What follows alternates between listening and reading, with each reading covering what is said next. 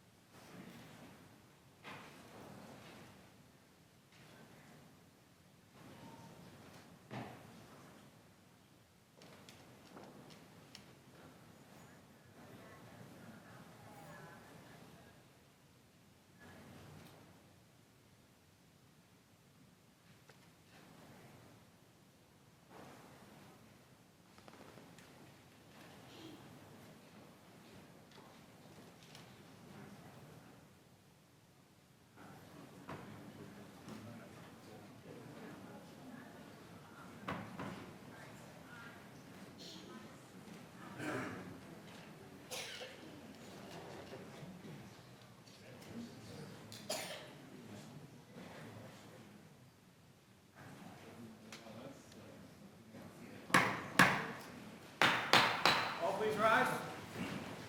Welcome to the 2023 Law Day ceremony.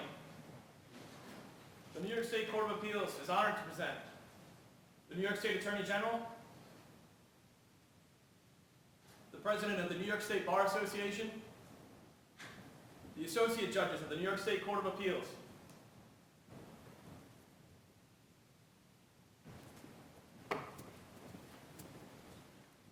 the Chief Administrative Judge of the Unified Court System,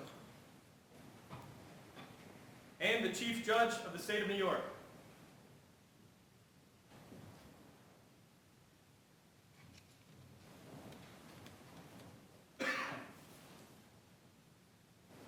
The Law Day ceremony will now begin.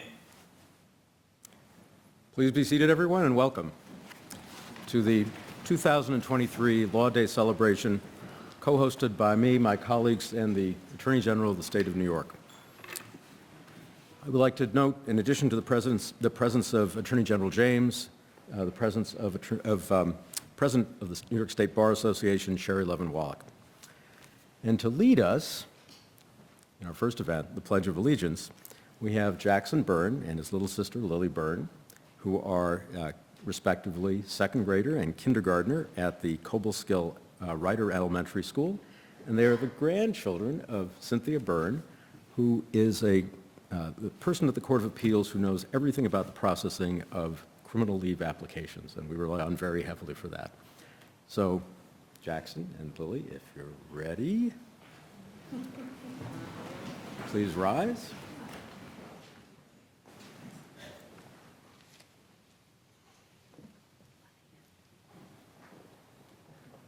And we're going to follow you, so start us out. Pledge allegiance to the flag of the United States of America and to the republic for which stands one nation, under God, indivisible, with liberty and justice for all. Thank you both.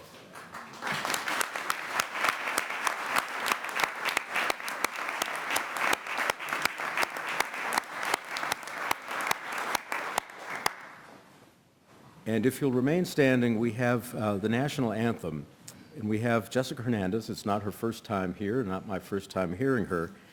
She is a lieutenant. She's a court officer who works in the Harlem Community Justice Center in Manhattan.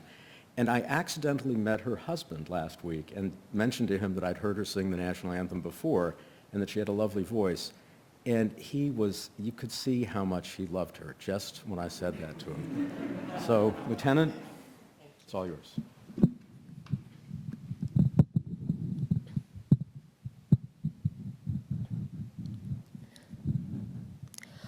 Oh, say, can you see by the dawn's early light what so proudly we held at the twilight's last gleaming, whose broad stripes and bright stars through the perilous fight o'er the ramparts we watched were so gallantly streaming, and the rockets red clear, the bombs bursting in air gave proof through the night that our flag was still there.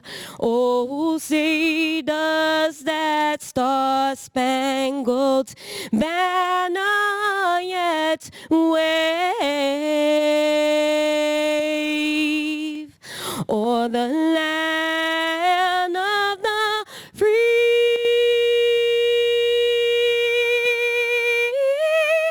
and the home of the brave.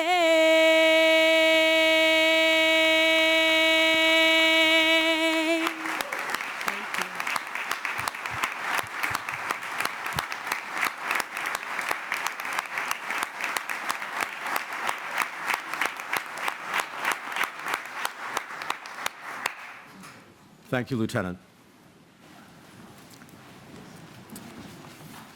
Although everyone here is a luminary and a valued member, there are a few people I have to call out, maybe a few more than a few I have to call out specially. First and foremost, my colleagues on the Court of Appeals, Senior Associate Judge Jenny Rivera, and Associate Judges Michael Garcia, Madeline Singas, Anthony Canataro, Shirley Troutman, and Caitlin Halligan. And let me pause for a second to thank Anthony Canataro for his hard work over the last many months, filling in a very difficult job on the spur of the moment. He did a wonderful job.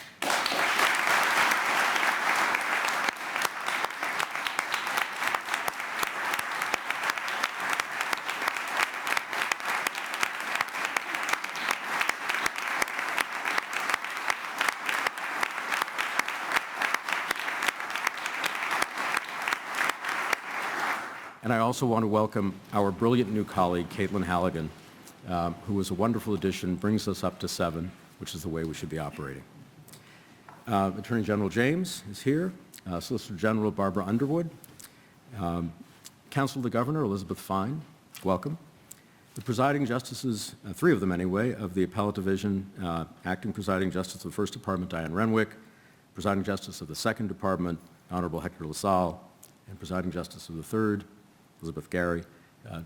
Jerry Whalen wanted to be here, could not make it, and sends his regards. Chief Administrative Judge Tomiko Amaker, from whom you will hear later, welcome.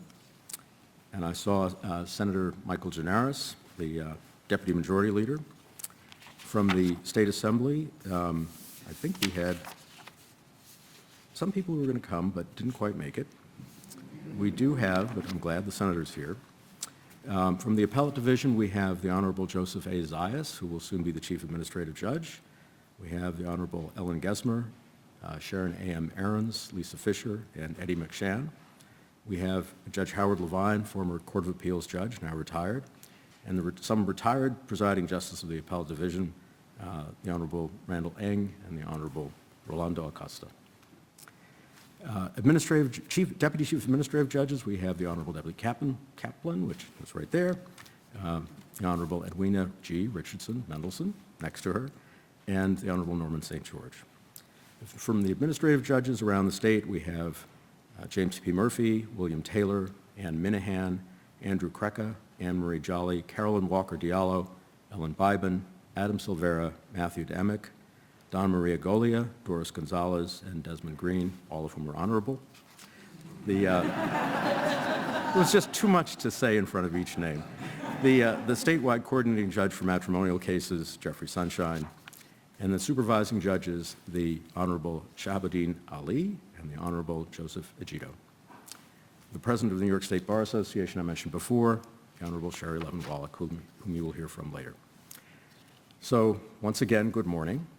It's my turn to tell you a little bit about my thoughts about today's topic provided to us by the American Bar Association. The theme for Law Day this year is cornerstones of democracy, civics, civility, and collaboration. In past years, I've, in different places, happily given Law Day speeches on the ABA's theme, but this year I have a problem. I don't agree with the theme's thesis. Now, before you go around saying the Chief Judge thinks civics, civility, and collaboration are hogwash, let me explain. I have no quarrel with civics as a cornerstone of our democracy. It plainly is. Civility and collaboration, however, are not. They're great, and we surely could use more of both, but they're not cornerstones of our democracy, neither in theory nor in practice. Let me explain why I say that. First, civility. Why would anyone think that our democracy was based on civility? Even President Washington was not spared attack. Newspapers described him as monarchical, and Thomas Paine called Washington the patron of fraud, and wrote that it would be left to history to decide whether Washington was an apostate or an impostor, and whether he has abandoned good principles or whether he ever had any. The election of 1800 between John Adams and Thomas Jefferson included the following attacks. John Adams is a blind, bald, crippled, toothless man. John Adams is a hideous hermaphroditical character with neither the force and firmness of a man nor the gentleness and sensibility of a woman. Jefferson is a mean-spirited, low-lived fellow, the son of a half-breed Indian squaw, sired by a Virginia mulatto father. If Jefferson is elected, we would see our wives and daughters as the victims of legal prostitution, and he would create a nation where murder, robbery, rape, adultery, and incest will be openly taught and practiced. Putting aside that Vice President Burr felt sufficiently insulted by Alexander Hamilton to kill him in a duel, in the 1828 election between John Quincy Adams and Andrew Jackson, charges of bigamy and adultery were leveled against Jackson. He was also called a murderer and his mother a prostitute, while the Jackson campaign fired back by accusing Adams of pimping an American girl to the Tsar. In the 1860 election, Stephen Douglas accused Lincoln of being a drunkard, saying that he could ruin more liquor than all the boys in the town together.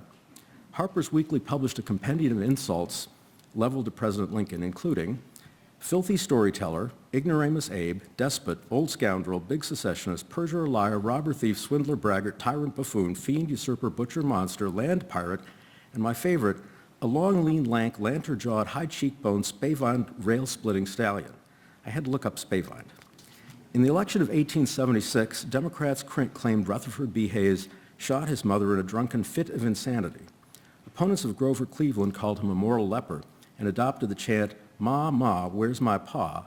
to claim that Cleveland had fathered and abandoned a child out of wedlock.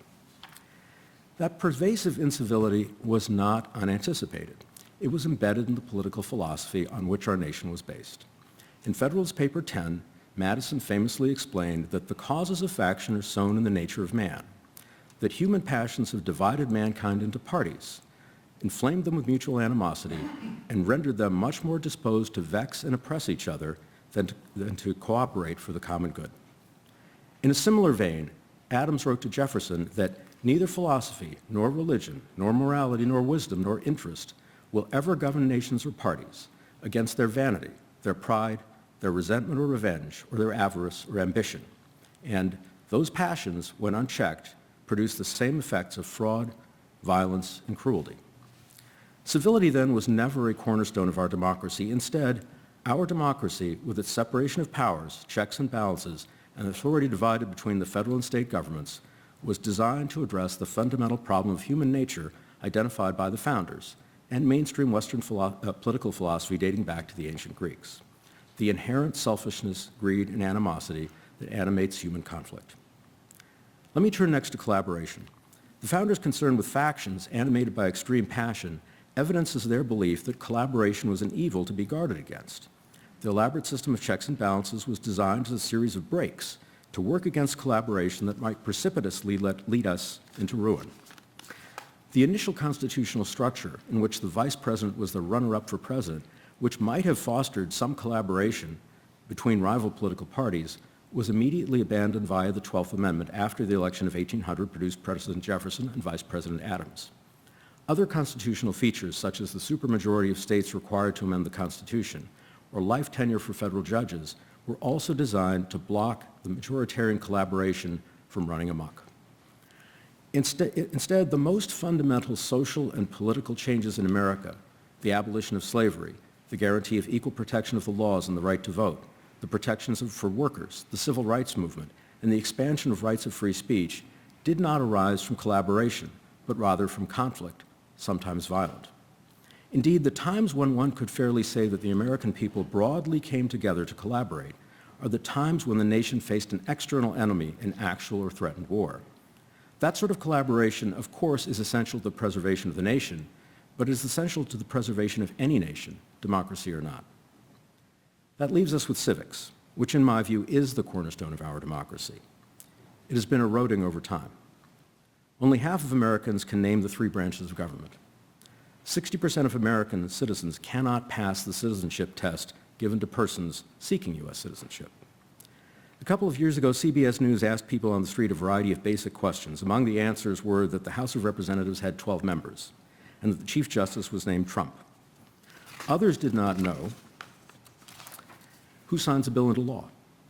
The Annenberg Public Policy Center recently reported that Americans' confidence in Congress, the Supreme Court, and the presidency was 5%, 13%, and 16%, respectively. Jeffrey Rosen, president of the Nonpartisan National Constitutional Center, recently observed, "There's no doubt that we are in a crisis of civic education. The framers knew that the consequence of constitutional ignorance and being guided by passion rather than reason was armed mobs. Well, we just saw they were right about that." Measures of civic engagement, such as participation in the PTA, clubs, local government meetings, or political parties, have fallen by half since 1965. The National Opinion Research Center's General Social Survey shows that social trust has dropped by about a third since 1972. An American Bar Association report singled out the marginalization of civics education in K-12 schools as a root cause of the decline of civic engagement. According to the Council of Chief State School Officers, only 10% of class time is devoted to social studies. The National Assessment of Educational Progress reports that only 20 to 25% of students have achieved grade-level proficiency in social studies. Federal government investment in STEM for K-12 students amounts to $54 per student. For social studies, it amounts to 5 cents per student. Only 5 states have a standalone civics course for middle school, and only 1 requires a full year. Only 7 states require a full year of civics in high school. The failure in civics education has produced staggering results. A 2018 poll conducted by Georgetown University found that more than 70% of Americans under age 40 believe it is not essential to live in a democracy. 1 in 4 do not believe it is important to choose their leaders through free elections. The solution is not easy, but is obvious. Republican pollster Frank Luntz surveyed over 1,000 Americans, asking them what could help bridge the country's political divide. The top answer was civic education. 2 years before that, Justice Sotomayor observed, "It has been closely documented that the partisan discord in our country followed very closely on the heels of schools stopping to teach civic education." Studies have shown that students with more civics education are more likely to serve as leaders in a group or organization, more likely to discuss political issues, more likely to volunteer their time, and more likely to help make their city, town, or village a better place to live. If one remembers that to a large degree the political philosophy of the founders owes a debt to that of the ancient Greeks, the Greek concept of polis should animate our concept of democracy. Rule by the people, even in a representative democracy, depends on a polis, citizens who are informed and taking an active role in the welfare of the state.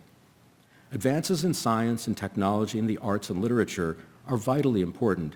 Human progress is often measured on those axes. But without a stable government that provides the freedom to create in those areas, those advances could not exist. Put differently, civics is the cornerstone of our democracy, and our democracy is the entire foundation upon which our social, scientific, and economic progress is built. After the election of 1800, Adams and Jefferson were estranged for a decade. But from 1812 until their near simultaneous death on the 50th anniversary of this nation's founding, they wrote each other hundreds of letters. Their mutual sense of civics, of commitment to the principles on which they founded our nation, won out over a lack of civility and a failure of collaboration. That sense of commitment, involvement, and responsibility is the true cornerstone of our democracy and where our efforts should be directed. Thank you all very much. It is now my great pleasure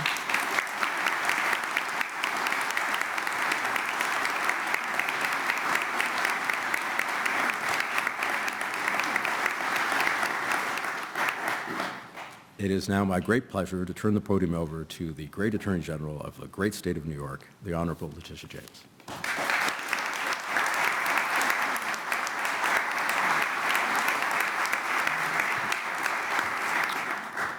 So after that speech, there's not much more that I can say, other than I disagree with the Chief Judge, and I'll tell you why shortly.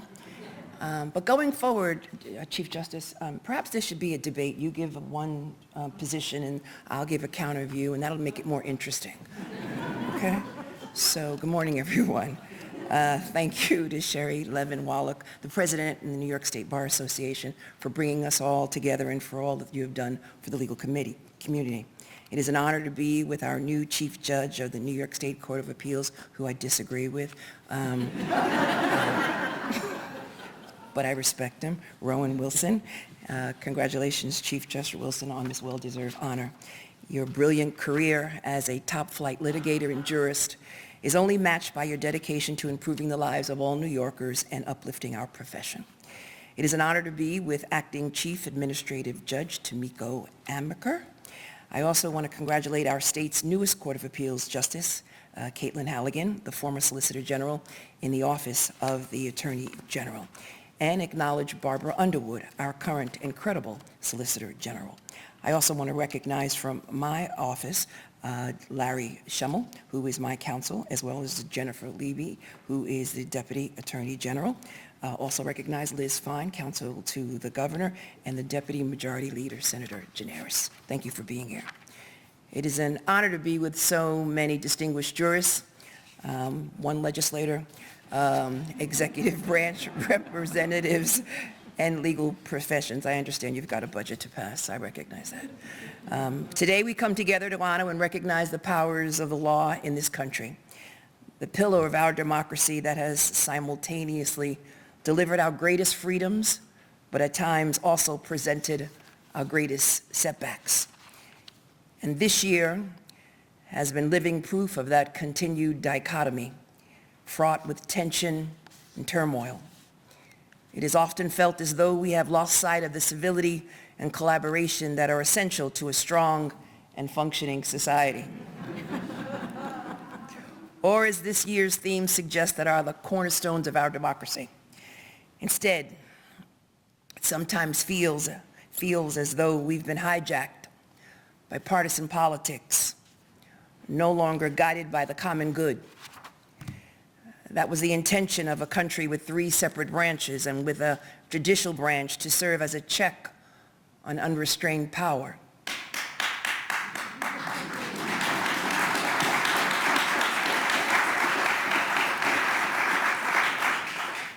A certain jurist was the first to applaud. No name. Thank you. A judicial branch to step in and course correct when our rights were in precarious positions. We have historically respected an independent judiciary, not subject to improper influence or pressure, principled, respectful of precedent, above politics, a judiciary that shared the fundamental belief that the law is the greatest equalizer and that those who sit on the court are bound to the highest ethical and moral standards. But over the past few years, we've witnessed an increased polarization of our courts. Legal norms have been set aside in favor of advancing a specific agenda. No longer does it feel as though we are upholding and advancing the basic and fundamental rights of all Americans, but rather a distinct focus on prioritizing the rights of a select few. An erosion of balance, undermining the scales of justice. Decades of decided law trampled, not in the name of progress and inclusion, but in an attempt to roll back and to deny basic freedoms. It is a reality that has had a cataclysmic impact on the integrity and perception of our judicial system. We are witnessing a dangerous fraying of our democracy and an alarming critique of the institution that is always supposed to rise above politics. But it doesn't need to be that way. All of us should take instruction from the last time it felt as though our country was facing a true ideological reckoning back in the 1950s and 1960s. Civil unrest, partisan divide, and a grossly unequal society that was perpetuated and protected by the law. When Earl Warren became Chief Justice of the Supreme Court in 1953, the country was still under a doctrine separate but equal. Southern states were fighting tooth and nail to maintain the legal right to treat black Americans as second-class citizens under Jim Crow. Black men and women still could not vote in many parts of the country. Black children were held back in too many ways to articulate. It was the Supreme Court at this time that was tasked with deciding some of the most consequential cases of our existence. Brown versus Board of Education, Loving versus Virginia, Miranda versus Arizona. It was Chief Justice Warren who maintained civility and found consensus, rising above the climate at the time because he understood the court's unique role as the guardian of our democracy and a stabilizing force in our nation. Someone who held the special responsibility of ensuring civility and promoting collaboration. As Justice Potter Stewart said, Warren's great strength was his simple belief in the things we now laugh at: motherhood, marriage, family, flag, and the like. Through that belief, he brought our court together during the most tumultuous of times to ensure that our children, all of our children, would be treated equally, regardless of their race. That the color of your skin should have no bearing on whom you were allowed to love. That everyone had a right to vote, and that all people should be afforded and informed of their legal rights in our criminal justice system.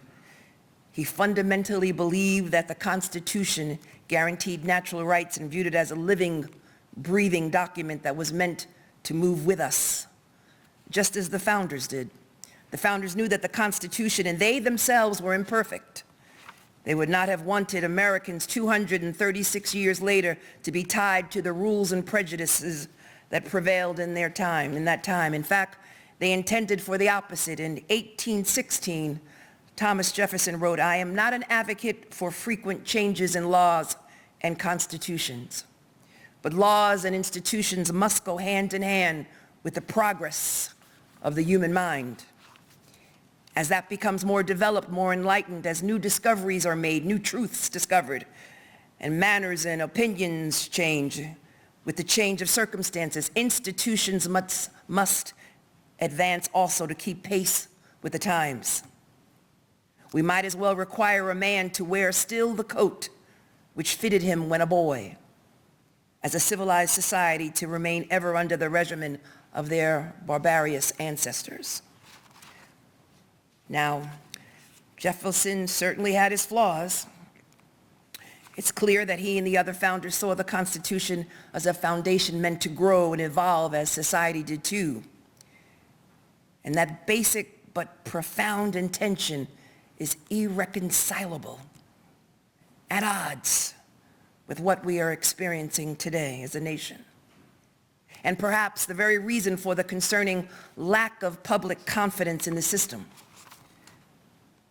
We should not be treating women as though it's 1787 and they do not have the right to make decisions about their own bodies. We should not be striking down common sense gun laws based on what society looked like in 1791. And let me just thank my office. Yesterday, we have taken off the street as of one day over 3,000 guns, including 200 assault weapons and 100 ghost guns.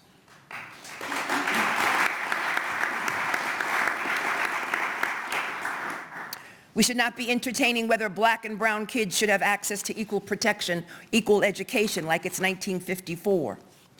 We should not be rolling back the right to vote and undermining all that we achieved in 1965. We should not be questioning whether the love between two men or two women is any less beautiful, sacred, or legal than any other marriage. We cannot allow the most horrifying aspects of our past to govern our present. These values are not liberal or conservative. They are cornerstones of our profession and the essence of your theme today. We need look no further than some of our nation's former Chief Justices to see that civility between those who may share different worldviews recognize the need to balance interest in order to effect a more perfect union, and that the need for collaboration was fundamental to a functioning court. Under Chief Justices Warren, Berger, and even Rehnquist, all men with divergent judicial philosophies, there was still consistent respect for democratic values that undergirded most of their opinions. As the public's faith in our nation's courts is stumbling, it has never been more important for New Yorkers to have faith in our highest court in New York, the Court of Appeals, and our government. We need judicial leaders who are consensus builders and will be guardians of justice and civility. And I believe Chief Justice Wilson is the right person to navigate us through these uncharted waters.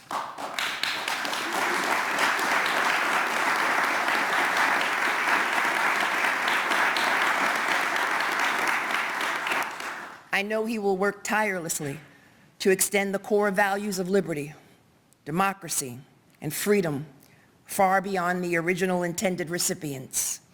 He will do this through civility, through enlightenment, through wisdom, experience, collaboration, and most importantly, with compassion. In his seminal book, Justice and the Poor, the famed Boston legal aid lawyer Reginald Heber Smith wrote about this more than a century ago. Without equal access to the law, the system not only robs the poor of their only protection, but it places in the hands of their oppressors the most powerful and ruthless weapon ever invented. And the poor meant those economically impoverished and marginalized by society in general, including women and minorities. If we, my friends, are to continue as a multicultural democracy, we must not allow the law to be a cudgel for the powerful, but rather it must be a shield for the downtrodden. We must understand that compassion is a fundamental element of the work we do and must be a factor when we are thinking about the law and how we use or amend it. All of us in this room are guardians of American democracy. It is through the skills we developed in law school and refined by practicing our profession that we must safeguard our fundamental values and rights and not upend years of reliance on settled law, be they voting rights, abortion rights, the rights of underserved people, the rights of new Americans, or the right of communities to protect themselves from wanton gun violence. If we are to live in a society worthy of calling itself a democracy, everyone must have access to the same rights, same protections, and same liberty. So all of us in this room have a special responsibility to ensure respect for the rule of law. And that can only happen when the public believes our justice system works fairly, impartially, and without favor.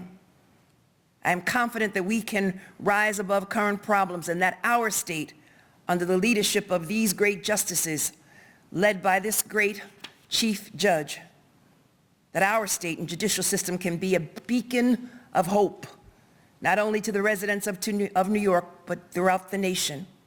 The task ahead of us may be daunting, but by prioritizing core democratic values and by leading with civility and promoting collaboration and even debate, we can turn things around. Thank you.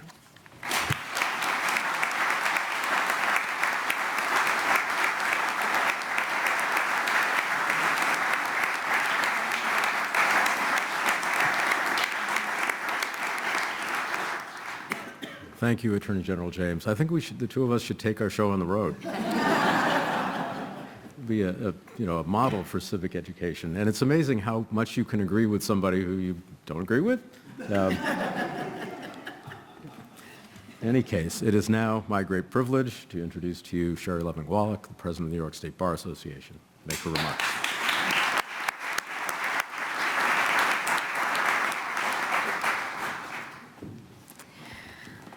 Good morning, and I have the most difficult job of today, and that is to follow our incredible Chief Judge Rowan Wilson and our Attorney General Letitia James, and I actually told her that this morning.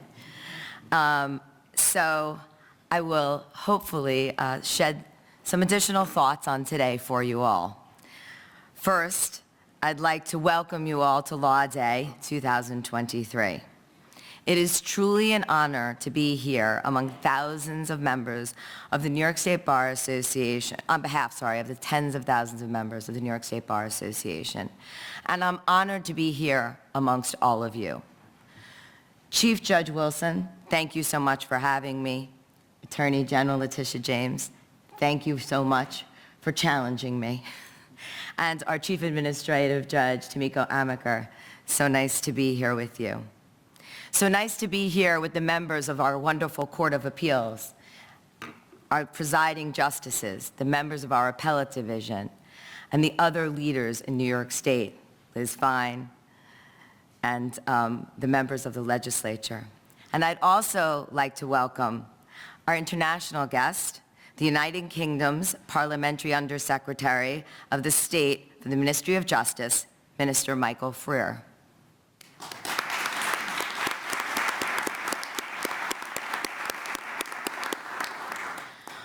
We are immersed in history, and that is apparent from what we've heard so far.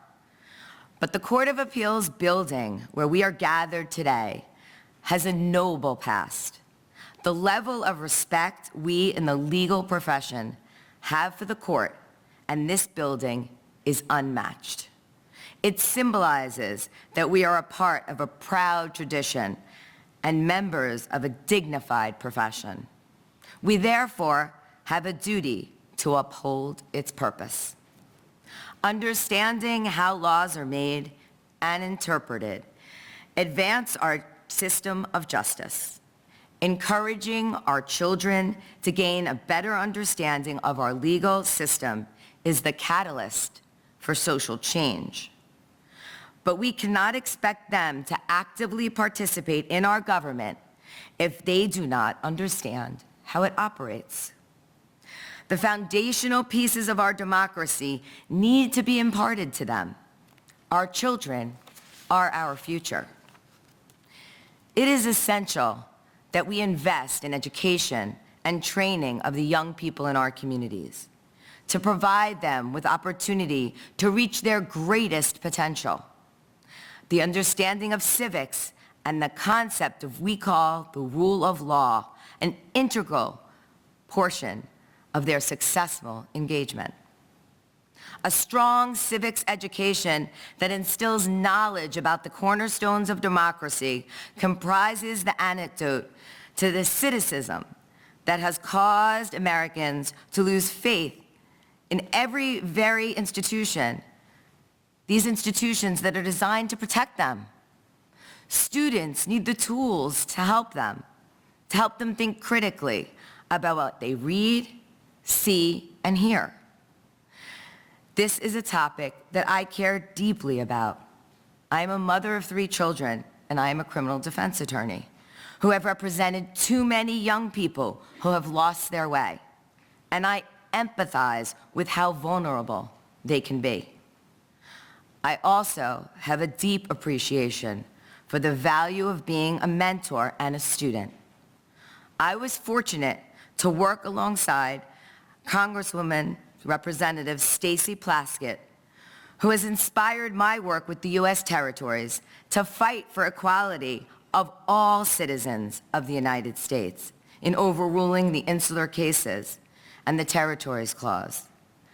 I very quickly learned how few lawyers and people know about the insular cases and their role in our history and in our history of racism in America. Engaging and introducing students of all ages to trial advocacy is one way to educate them about the law and improve their public speaking skills. I have taught trial advocacy.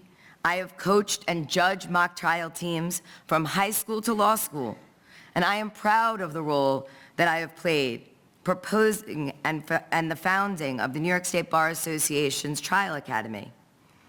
My continued teaching at the organization's program has continued to inspire me to teach. This spring also invigorates me because the spring is a time for rebirth and growth. But we in the legal profession must focus on well-being of our attorneys, our clients, communities, and our children. Our state and country is amidst an enormous mental health crisis. Our parents must be healthy to raise their children, and our children must be healthy to prosper. If our children prosper, our societies prosper. And our attorneys must be healthy to provide proper representation to their clients. At the New York State Bar Association, my task force on mental health and trauma-impacted representation will be presenting its groundbreaking report at our June House of Delegates meeting with a long list of recommendations on how we as a legal community can do better for our clients and our communities and the people in them living with mental illness and trauma. But at the New York State Bar Association, we have also increased our attorney well-being services. We have a 24-hour hotline, an in-house social worker who works closely with our Committee on Attorney Well-Being and our Lawyers Assistance Program. Like many things, often our challenges and efforts to improve them are connected. Through our work on the issues facing the people of the U.S. territories and our partnership and memoranda of understandings with the Virgin Islands Bar, the Guam Bar, and the Colegio de Abogados y Abogadas de Puerto Rico, we have learned of a heightened attorney well-being crisis in our U.S. territories. And at the New York State Bar Association, we are working with them and their bar associations on ways to support their efforts and share our resources. We must all be sure to take time for our own well-being and teach our children to do so as well. When my children were young, we would work in our vegetable garden together. And this continues to be the place that I find calm and enjoy this time of year. The satisfaction one gains from witnessing life flourish through dedication, patience, and care is extraordinarily gratifying. So please take a moment. Where is this place for you? In addition to guiding our children and students on the path to well-being, as Mahatma Gandhi said, be the change that you wish to see in the world. Our leaders, including those of us in the legal profession and our legislative members, have a chance to reach out and nurture our students so they may learn how to actively participate in government in a knowledgeable manner, especially at a time when social media permeates their lives. We can volunteer our time to arrange meetings with the students in classrooms to discuss legal issues, civic ideas, or policies that may affect them. I know that our Chief Judge, Senior Associate Judge, and the other members of our Court of Appeals do this often by offering students internships to the court, visits to this great courtroom, and take time to teach and speak to students often. And I thank them for being our leaders. We can also touch base with teachers to talk about learning resources. We can partner with local colleges and universities by providing valuable resources for student political interest groups, student professional groups, and student civics groups. And we can have an exchange on the growing impact on technology in their lives and in all of our lives. We all grasp how our children are connected to their surroundings through the ongoing innovations of technology. We are living through the fourth industrial revolution. The increasing use of blockchain technology, Web3, and the metaverse. We are a legal community, and we must embrace this technology, understand it to do better to represent our clients, and better educate our children, but also to better understand them. Although technology is a valuable learning instrument, it conversely provides access to a variety of media channels that are rife with misfortune.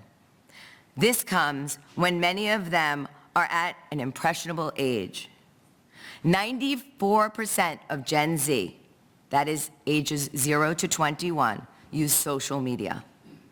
It is crucial that our children are provided with the means to discern fact from fiction, to comprehend analysis from propaganda, and to understand viable news sources from those with veiled agendas, so that they may have a true appreciation and understanding of our justice system.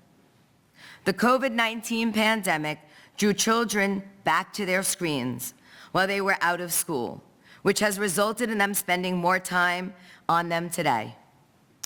They are thus directed away from activities including sleeping and reading, along with exacerbating our mental health crisis among young people. The pandemic has also underscored an already existing class divide. Students of color and living in marginalized communities were more impacted by school closures due to fewer after-school activities, and the result were home with more time to spend on their screens. So let us be mindful of these realities and the inequities that continue to exist. Let us continue to embrace the opportunity to speak out, to forge change. We uniquely are positioned to do this because we are New York, a legal group of diverse and dedicated individuals that form a beacon of trust and influence throughout the nation and the world. Once again, thank you for allowing me to be part of this wonderful program. It is my wish that we celebrate Law Day 2023 with a commitment to our youth and a pledge to safeguard access to justice for everyone, especially those who are most powerless. Remember, we are at our best when we are a collective voice to lead, influence, and inspire. We will share that voice to ensure sanctity in the rule of law and of the rule of law, and our ideal of liberty under the law never dissipates. I will leave you with the words of Ruth Bader Ginsburg: real change, enduring change, happens one step at a time. Thank you.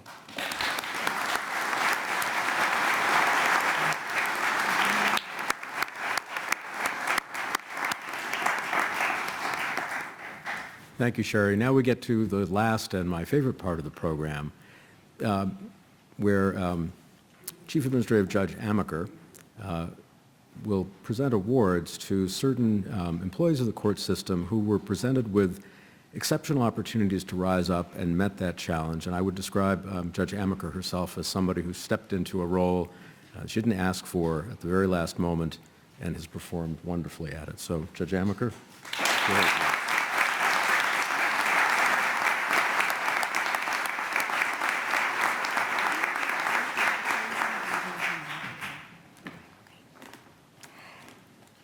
So good morning, everyone. Such a pleasure to see all of you. And thank you very much to our Chief Judge, our really brilliant new Chief Judge Wilson, our Attorney General James, as well as New York State Bar Association President Sherry Levin-Wallach for their wonderful remarks. This is quite an honor to be here today and to host this next portion of the Law Day celebration as we present the prestigious Judith S. K. Service Awards. These awards recognize superior performance and commitment on the part of our non-judicial employees. This year's honorees include one employee who is being recognized for his outstanding work performance and 3 others for their heroism. I'll begin with our award recipient in the Exemplary Work Performance category, Robert Butler. Robert began his career as a messenger and driver for OCA in 2001 and has been assigned numerous additional responsibilities over the years. His current title is court analyst in OCA's mailroom, and in recent years he has stepped up without hesitation to cover print shop and supply room responsibilities. Robert is a reliable and trustworthy colleague who takes obvious pride in his career and genuinely cares about his work and his colleagues. His work performance is indeed exemplary, worthy of the Judith S. Kay Award. Thank you, Robert.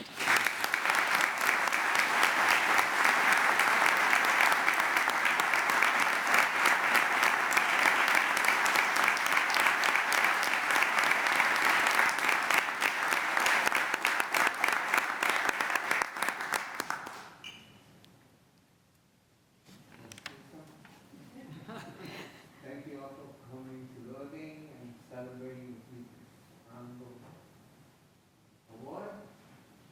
I would just like to thank all the people that helped me get here, and have a wonderful day.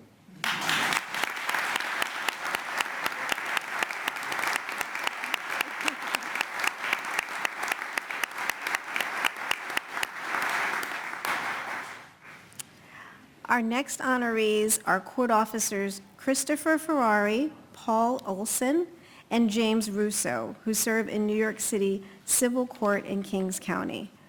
On November 2nd, 2022, these officers were told by civilians that a carjacking was in progress nearby on Smith Street. While one officer called for assistance, the other two approached the car. They found a 19-year-old woman in the driver's seat and a man in the passenger seat struggling to take the keys from her. The court officers removed the two individuals from the car and began to interview them. The man was sweating profusely, agitated, and incoherent, and the young woman identified herself as his stepdaughter and said he had a substance abuse problem and was currently under the influence. She said he had jumped into her lap and grabbed the steering wheel while in an attempt to steal the car, nearly causing an accident in the process. NYPD officers arrived, they arrested this individual and charged him with reckless endangerment. Court officers Ferrari, Olson, and Russo, excuse me.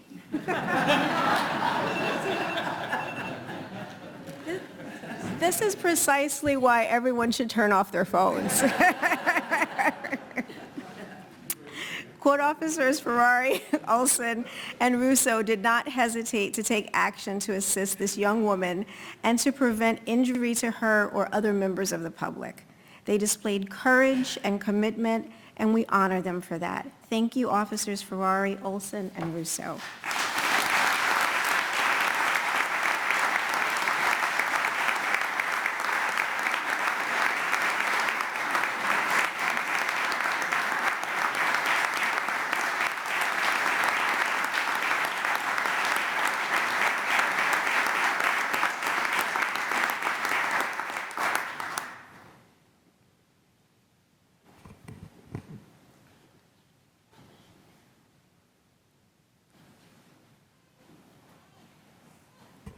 We next present commendations to 3 individuals who serve the court system in senior public safety positions: Chief Michael Magliano, Major John Allen, and Captain Michael McKee.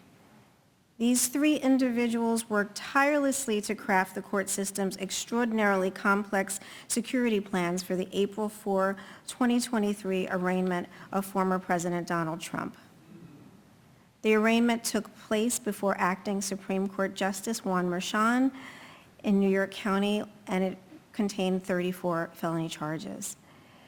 This court appearance required unprecedented security, and not just for that day, but for weeks leading up to the arraignment, and involved federal, state, and city law enforcement agencies. New York State court officers secured the courthouse and the courtroom, and may I say they did an absolutely outstanding and absolutely flawless job. Through careful planning and unceasing effort, our 3 honorees succeeded in achieving the equally important goals of maintaining order and ensuring public access for this proceeding. I'm also extremely proud that I've had the opportunity to work with all 3 of them throughout my career, and I want to thank them personally. Thank you, Chief Magliano. Thank you, Major Allen, and thank you, Captain and soon-to-be Major McKee.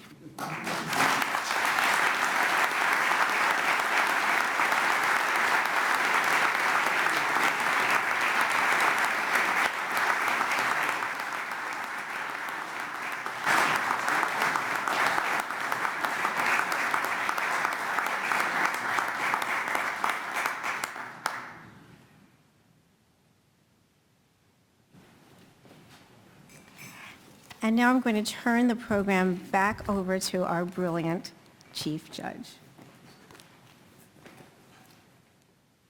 I'm going to simply say thank you all for coming and for celebrating Law Day with us.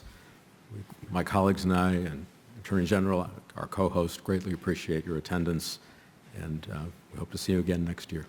Thank you all.